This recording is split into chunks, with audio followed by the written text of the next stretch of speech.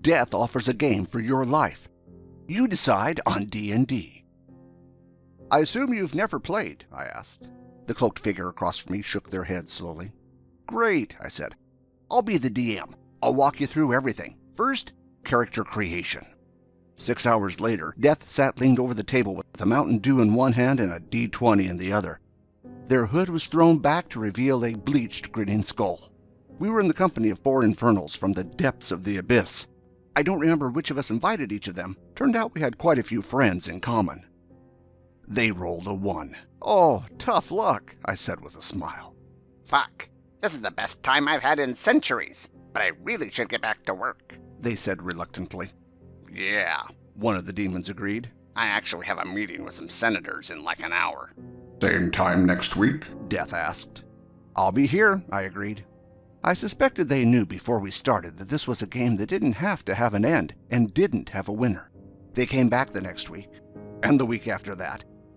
After a month of weekly sessions, Death pulled me aside. Hey, he muttered, shuffling his skeletal feet a bit and rubbing his arm. I don't want to be that guy, but this game does have an end, right? I'm having a blast, but this is still technically work for me. And I have to file reports, especially with all the loopholes I had to pull on to get a multi-session game approved in the first place. Oh yeah, for sure, I told him. There's lots of ways for it to end. Your characters could all die, we could finish the story we're telling together, or our group could even just stop playing. Satisfied, he took his place at the table. But for months thereafter, he would cock his head at me every time I ended a session with excitement to play again. All I could do was shrug. The weeks turned into months, turned into years, and Death stopped his reminders that our game, like everything else in the world, would eventually have to die. He told me once that he was determined to see this through to the end because my absurdly long game would make for a good story. But I think he had grown accustomed to his gnome cleric. Her magic was from the life domain, and his grin always seemed just a touch wider every time he healed someone. Half a decade after we began, my players were as seasoned as their level 20 characters, and I was running out of curveballs that could challenge them.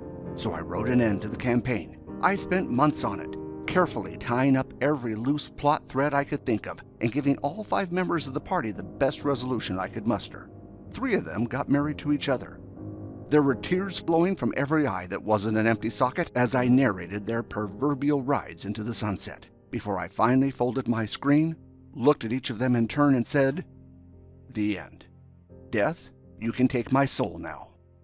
He froze, and the demons around the table turned as one to stare at him. Then slowly, he cocked his head the same way he used to. But you won, he said. The object of the game is to tell a story with your friends, and you did.